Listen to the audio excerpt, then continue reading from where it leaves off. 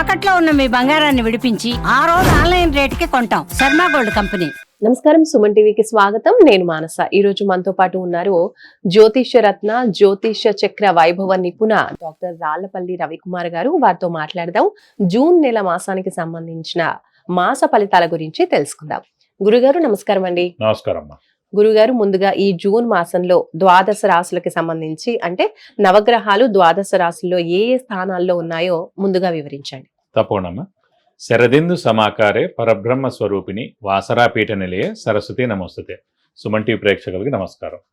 ఈ మాసం అంటే జూన్ నెల. జూన్ నెలలో నవగ్రహాలు ఎక్కడ ఉన్నాయో తెలుసుకున్నాం. ఎందుకంటే ప్రతిసారి మనం మాస ఫలితాలు చెప్పుకున్నప్పుడు ముందుగా ఏ గ్రహం ఏ రాశిలో ఉన్నాయో తెలుసుకుంటే గ్రహ సంచారం గురించి ఫస్ట్ తప్పకుండా తెలుసుకోవాలండి. ముందుగా వచ్చేసి సూర్యుడు అంటే రవి. అంటే ప్రతి నెల కూడా 15వ తారీఖు నుంచి ఒక రాశి నుంచి ఇంకో రాశిలోకి మారుతారు. సో మనకి జూన్ 15 నుంచి వేసుకుంటే కనుక జూన్ 14 తారీఖు దాకా వృషభ రాశిలో ఉంటారు. జూన్ 15 నుంచి మిథున రాశిలోకి వస్తారు. సో జూన్ 15 నుంచి చూపించగా జూలై 14 దాకా రవి మనకి మిథున రాశిలోనే ఉంటారు. అలాగే బుధుడు వచ్చేసి మనకి మిథున రాశిలో స్వస్థానంలో ఉంటారు. అలాగే మనకి శని వచ్చేసి ప్రస్తుతం మీన రాశిలోకి ప్రవేశించారు. అలాగే గురువు కూడా మనకి మిథున రాశిలోకి ప్రవేశించారు. మిథున రాశిలో ఉంటారు ఈ సంవత్సర కాలాంతా. శని కూడా సంవత్సర కాలాంతా మీన రాశిలో ఉంటారు. అలాగే రాహు వచ్చేసి మనకి కుంభరాశిలో ఉంటారు. అలాగే మనకి కేతు వచ్చేసి మనకి సింహరాశిలో ఉంటారు. అలాగే కేతుతో పాటు కుజుడు కూడా అక్కడే సింహరాశిలో ఉంటారు. ఇది కాకుండా ముఖ్యంగా శుక్రుడు వచ్చేసి మనకి మేషరాశిలో ఉంటారు. ఈ కాంబినేషన్ అంతా మనకి ఈ నెలల్లో ఇలా ఉంటుంది. ఇప్పుడు ముఖ్యంగా అంటే 5/6/2025 నుంచి కుజుడు నీచత్వం వెళ్ళిపోయి మనకి సింహరాశిలోకి ప్రవేశిస్తున్నాడు. ఇన్నాళ్ళు మనకి ఈ యుద్ధ వాతావరణం తీసుకోండి, ఎర్త్క్వేక్స్ లాంటివి తీసుకోండి, అలాగే ఫైర్ యాక్సిడెంట్స్ తీసుకోండి, అలాగే ఇల్లు కూలిపోవడాలు కానివ్వండి, ఈ మిలిటెంట్ అటాక్స్ కానివ్వండి, ఇవన్నీ కూడా ఈ నక్సలైట్స్ కానివ్వండి, ఇవన్నీ సమస్యలు కూడా ఒక కొలిక్కి వచ్చినట్టమాట. 5/6/2025 నుంచి కుజుడు నీచత్వం వెళ్ళిపోతున్నాడు. ఎందుకంటే ఇది లాస్ట్ ఇయర్ అక్టోబర్ నుంచి ఉంది మనకి కుజుడు నీచత్వం అనేది. సరే వక్రగతి అని మామూలుగానే వచ్చింది, మళ్ళీ ఏప్రిల్ నుంచి మళ్ళీ విజృంభించింది. సో ఈ కుజుడు నీచత్వం అనేది వెళ్ళిపోతే కనుక మనకి దేశానికి కూడా అంటే పీస్ఫుల్గా ఉంటుందని చెప్పుకోవచ్చు. కానీ ఇక్కడ ఏంటంటే మళ్ళీ కుజుడు కూడా ఇక్కడ సింహంలో వచ్చినా కూడా కేతుతో కలిసి సప్తమ స్థానంలో ఉన్న రాహుని చూస్తున్నాడు. కాబట్టి ఇప్పుడు కూడా కొంచెం ఉధృతి ఉంటుంది. అంటే మనకి ఎప్పటిదాకా ఉందంటే మనకి 28 జూలై 2025 వరకు ఈ కుజుడు కేతు కలిసి ఉంటారు. ఈ కుజుడిని రాహు చూస్తుంటాడు. సో 28 జూలై దాకా కూడా మళ్ళీ ఈ ప్రకృతి వైపరీత్యాలు కానివ్వండి ఇలాంటి వరకు చిన్న చిన్న జరిగేందుకు అవకాశాలు ఉన్నాయి. అలాగే యాక్సిడెంట్స్ ఎక్కువగా జరిగేటట్టు ఉన్నాయి ఈ 1 మంత్ ఈ 2 మంత్స్లో కూడా. అలాగే ట్రైన్ యాక్సిడెంట్స్ అవనివ్వండి, అయితే బస్ యాక్సిడెంట్స్ అవనివ్వండి, ఫైర్ అంటుకోవడం కానివ్వండి, షార్ట్ సర్క్యూట్ కానివ్వండి, ఇల్లు కాలిపోవడం కానివ్వండి, అలాగే చిన్న చిన్న యుద్ధ వాతావరణం కాదు కానీ ఇలా అనవసరమైన చిన్న చిన్నవన్నీ కూడా జరిగేందుకు అవకాశాలు ఉన్నాయన్నమాట. సో కొంచెం జాగ్రత్త వహిస్తే సరిపోద్దని చెప్పుకోవచ్చు. అలాగే మనం ఇప్పుడు ఎక్కువగా మన రాశి ఫలాల్లో వివాహం గురించి వాటి గురించి చెప్పుకుంటాం. ఎందుకంటే వివాహం మెయిన్గా ఏంటంటే ఈ మూఢం అవి ఉన్నప్పుడు చేయకూడదు. అంటే ఏదైనా ఎన్ని శుభకార్యం అంటే ఈ ఇంటి గృహప్రవేశం కానివ్వండి, శంకుస్థాపన కానివ్వండి, అలాగే వివాహం కానివ్వండి, అలాగే ఎంగేజ్మెంట్ కానివ్వండి, ఏదైనా ఎన్ని మేజర్ శుభకార్యాలు ఏవైనా సరే మూఢంలో చేయకూడదు. ఎందుకు మనం అలర్ట్ చేస్తున్నాం అంటే అండి, మూఢం మనకు ఇంచుమించుగా 3 నెలల పాటు ఉందండి.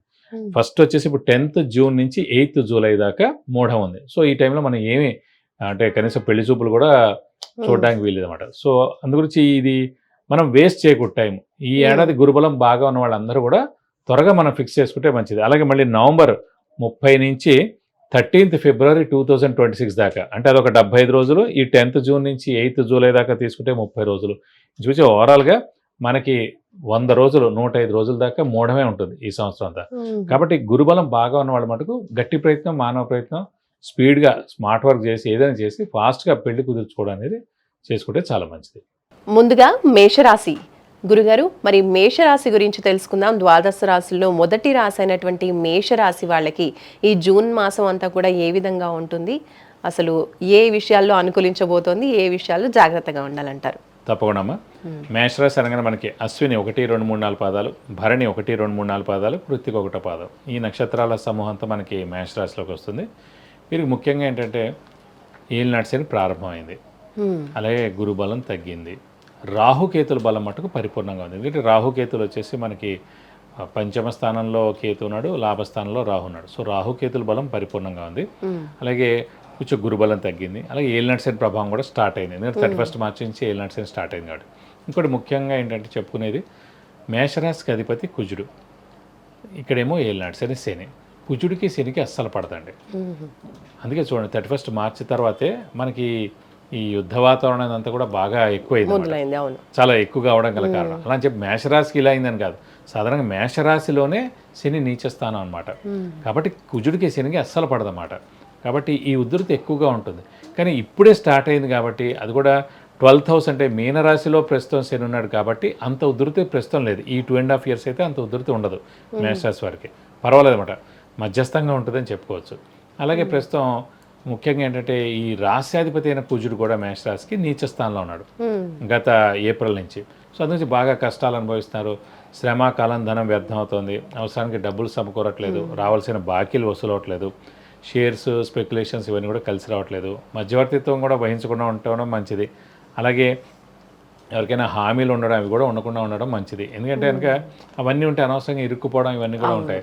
లేకుండా శని వ్యయస్థానంలో ఉన్నాడు కాబట్టి విపరీతమైన ఖర్చు ఉంటుంది, నిద్ర తక్కువగా పడుతుంది, స్ట్రెస్, స్ట్రెయిన్, మానసిక ఆందోళన ఇలాంటివన్నీ కూడా చాలా ఎక్కువగా ఉంటాయి అన్నమాట. సో ఆరోగ్య విషయంలో కూడా కొంచెం జాగ్రత్త వహిస్తే మంచిది. ఇంట్లో పెద్దవాళ్ళు కానీ చిన్నపిల్లలు కానీ వారి ఆరోగ్యం కూడా జాగ్రత్తగా వహిస్తే సరిపోద్ది. అలాగే కూడా ఇలాంటి సమయాల్లో కూడా డబ్బు కూడా ఎవరికి ఇవ్వకండి, ఇస్తే కనుక తిరిగి రావు.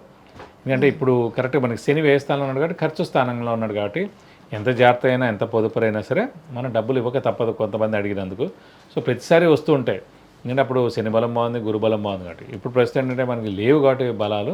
సో ఇప్పుడు ఖచ్చితంగా మనం డబ్బులు అడిగితే కనుక ఇవ్వాల్సి వస్తుంది. ఇచ్చినప్పుడు కూడా తప్పకుండా ఆ డబ్బులు వెనక్కి తిరిగి రావు. సో జాగ్రత్తగా ఉండడం ఉత్తమం. అలాగే వ్యాపారస్తులు ముఖ్యంగా ఏంటంటే గడ్డు కాలం అనే చెప్పాలి. కాబట్టి ఖచ్చితంగా మీరు మటుకు కొత్త వ్యాపారం స్టార్ట్ చేయొద్దు. అలాగే ఎక్స్పాన్షన్ జోలికి వెళ్ళొద్దు. అలాగే విద్యార్థులు కూడా కొంచెం బాగా పడితే కానీ ఉత్తీర్ణత శాతం పెరగదు. అలాగే ముఖ్యంగా ఏంటంటే మనకి ఉన్నత చదువుకోవడానికి కూడా ర్యాంక్ సాధించడానికి కూడా కొంచెం బాగా కష్టపడితే కానీ అవుతుంది. అంటే స్మార్ట్ వర్క్ చేయాలి, హార్డ్ వర్క్ చేయాలి విద్యార్థులు. అలాగే మొత్తం అన్ని పరిశ్రమలు అనుకోండి, క్రీడాకారులు అనుకోండి, రాజకీయ నాయకులు అనుకోండి, పత్రికా రంగం అనుకోండి, యూట్యూబ్ రంగం అనుకోండి, మీడియా రంగం అనుకోండి, సినిమా రంగం, అలాగే విద్యార్థులు అందరూ కూడా కొంచెం గడ్డు కాలం అనే చెప్పాలన్నమాట. సో బాగా దైవబలం పెంచుకోండి. అలాగే గురువులను దర్శించండి, తీర్థయాత్రలు చేయండి, దైవబలం పెంచుకోండి. అలాగే దాన ధర్మాల్లో పాల్గొనండి. ఏదైనా సంఘంలో కార్యక్రమాలు జరుగుతుంటే అది పాల్గొనండి. అలాంటివన్నీ చేస్తుంటే కొంచెం మనకి దైవబలం కూడా పెరుగుతుంటుంది. ఆ దైవబలం పెరిగినప్పుడు ఖచ్చితంగా బాగుంటుందని చెప్పుకోవాలి. వీరికి స్థానచలనం ఏమైనా ఉంటుందా గురుగారు? గురుబలం కూడా తక్కువగా ఉంది అంటున్నారు మేషరాశి వాళ్ళకి. మరి ఆ ప్రభావం ఏ విధంగా ఉంటుందంటారు? ముఖ్యంగా స్థానచలనం ఎందుకు ఉంటుందంటే అండి, వ్యయ స్థానంలో శని ఉన్నప్పుడు ఖచ్చితంగా స్థానచలనం ఉండేందుకు అవకాశం ఉంది. ఆ స్థానచలనం అంటే ఇల్లు మార్పు కానీ, ఉద్యోగ మార్పు కానీ, ట్రాన్స్ఫర్ అవ్వడం కానీ, లేదంటే వేరే ఊరికి వెళ్ళడం కానీ, అక్కడ జాబ్ ఎత్తుక్కోవడం కానీ, ఇలాంటివన్నీ కూడా జరిగేందుకు అవకాశాలు ఉన్నాయి. సో ఎప్పుడు ఏంటంటే గ్రహాలతో పాటు మనం కూడా సంచరించాలండి. ఏలినాటి శని వచ్చింది కదా అని భయపడకూడదు. ఇప్పుడు ఒక బాస్ తోటి మనకి బాగా క్లోజ్నెస్ పెరిగింది, ఆ ఉద్యోగం మనకి చాలా బాగుంది, అది మన ఇంటికి దగ్గరగా ఉంది, లేదా ఎన్నో ఉంటాయి. అలాంటివన్నీ చూసి మనం ఆగిపోకూడదు అక్కడ. మనకు ఒక ప్రమోషన్ వచ్చేలా ఉంది, లేకపోతే వేరే జాబ్లో పెద్ద పోస్ట్ వచ్చేలా ఉంది, అంటే ఈ స్థాన చలనం అనేది మంచి చేస్తుంది అంటారు. అందుకే అండి ఇప్పుడు కూడా నవగ్రహాలతో పాటు మనం కూడా సంచరిస్తే మనకి ఏ ఇబ్బంది ఉండదు. ఇప్పుడు నిజంగా మనకు ఒక అవకాశం వచ్చింది, అవకాశం వచ్చినప్పుడు మారిపోతే మంచిది. లేదనుకోండి ఒక టైం వస్తుంది మనం ఎప్పటికీ మారకపోతే కనుక, ఆ స్థానచలనం అవ్వకపోతే, అది ఇల్లు మార్పు కానీ ఉద్యోగ మార్పు కానీ అవ్వకపోతే కనుక ఖచ్చితంగా వాళ్ళు తీసేయాల్సిన పరిస్థితి వస్తుంది. లేదంటే అప్పుడు నిజంగా మనం ఇప్పుడైతే ఒక మంచి ప్లేస్లో వేస్తారండి, అప్పుడు అనుకోండి నిజంగా మనకి చాలా దూరం ఉన్న ప్లేసు, మనకి ఇష్టమైన లేని ప్లేసు ఏదో ఊర్లో వేసారనుకోండి, ట్రాన్స్ఫర్ చేశారనుకోండి, అప్పుడు చాలా కష్టం అవుతుంది. సో అందుకని మనం గ్రహాలతో పాటు సంచరిస్తే మనకు చాలా మంచిదని చెప్పుకోవచ్చు. ఇంకా మీరు ఆ గురుబలం గురించి అడిగారు. గురుబలం అనేది ఏంటంటే మెయిన్గా మన రాశి నుంచి 2, 5, 7, 9, 11 స్థానాల్లో గురువు సంచరించినప్పుడు సంవత్సర కాలం పాటు అక్కడ ఉంటాడు కాబట్టి దాన్ని గురుబలం అంటారు.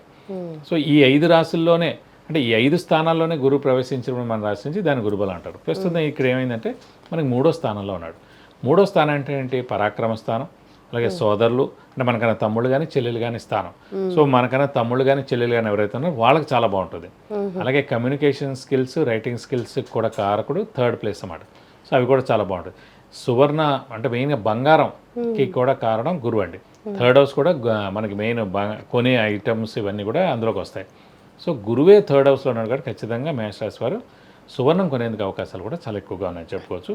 కాబట్టి ఈ గురుబలం తక్కువగా ఉండడం చేతండి ఈ సంవత్సరం అంతా కూడా మనకి వివాహం ఆలస్యం అవడం, సంతానం ఆలస్యం అవడం, ఫారెన్ టూరు విజిట్స్ అసైన్మెంట్స్ ఇవన్నీ కూడా ఆలస్యం అవడం. అంటే ఒక్క పిసరు ఫారెన్ టూరు విజిట్స్ అసైన్మెంట్స్ ఒక్కటే ఎందుకు కలిసి వస్తాయంటే అండి, అక్కడ ఏలినాడ్సే నడుస్తాం కాబట్టి స్థానచలనం ఉంది కాబట్టి అలా వెళ్ళేందుకు అవకాశం ఉంది తప్ప మామూలుగా అయితే ఇప్పుడు శుభకార్యాలు ఏవైనా అంటే గృహం కానివ్వండి, పెద్ద వాహనం కానివ్వండి, వివాహం కానివ్వండి, సంతానం కానీ ఇవన్నీ కూడా మనకు కష్టం అన్నమాట. ఈ సంవత్సరం అంతా కూడా కొంచెం కష్టంగా ఉంటుంది.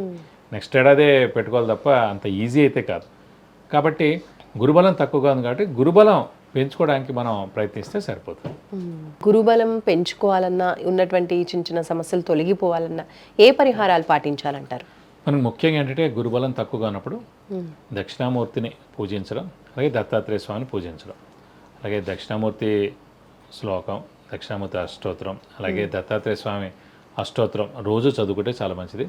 అలాగే ప్రతి గురువారం వెళ్ళితే కనుక మనం దత్తాత్రేయ స్వామి టెంపుల్కి వెళ్ళి 40 ప్రదక్షిణాలు చేస్తే చాలా మంచిది. ఈ సంవత్సరం కాలం అంతా కూడా గురుబలం ఉండదు కాబట్టి ప్రతి గురువారం ఫిక్స్డ్గా ఉపవాసం అనేది పెట్టుకుంటే చాలా మంచిది. ఇంక గురుబలం తక్కువగా ఉంది కాబట్టి పెళ్ళిళ్ళకి కానివ్వండి, సంతానం కానీ ఇవన్నీ కూడా ఆలస్యం అవుతున్నాయి కాబట్టి గృహానికి కానీ వాటికి కూడా కాబట్టి గురువుకి 16,000 సార్లు జపం చేయించి శనగపప్పు కేజీంపో ఒక ఎల్లో లుంగి 1,000 రూపాయల వర్త్ గోల్డ్ ఐటమ్ దానం ఇస్తాను దోషం మొత్తం పోతుంది. అలాగే ఎప్పుడైనా మనం దానం చేసినప్పుడు ఈ సంవత్సర కాలం ఎప్పుడైనా సరే గురువారం రోజున ఒక కేజీంపో శనగపప్పు దానం ఇస్తే బ్రాహ్మడికి చాలా మంచిది. దాంతోపాటు 100-200 రూపీస్ క్యాష్ కూడా ఇస్తే చాలా మంచిది. అలాగే ఎక్కడైనా జరుగుతుంటాయి, ఫర్ ఎగ్జాంపుల్ ఇప్పుడు రాబోయే వినాయక చవితి ఉన్నాయి, దసరా ఉన్నాయి, ఇలాంటివన్నీ జరుగుతుంటాయి. ఆ టైంలో కూడా శనగపప్పుతో చేసే వంటకాలు ఏమైనా ఉన్నా, స్వీట్స్ ఉన్నా కూడా, లేదంటే శనగపిండి ఇచ్చినా కూడా అలాంటి అంటే అక్కడ జరిగే అకేషన్స్ బట్టి మీరు కనుక దానం ఇస్తే కనుక గురువు యొక్క దోషం తలపై మీకు అన్ని విధాలా మంచి చేకూరుతుంది. రైట్ గురుగారు, ధన్యవాదాలు. నమస్కారం. చూసారు కదండి, మేషరాశి వాళ్ళకి ఈ జూన్ మాసం అంతా కూడా ఏ విధంగా ఉండబోతోంది, అలాగే ఎటువంటి పరిహారాలు పాటించాలి అనే విషయాలు గురుగారు తెలియజేశారు. చూస్తూనే ఉండండి సుమన్ టీవీ. నమస్తే.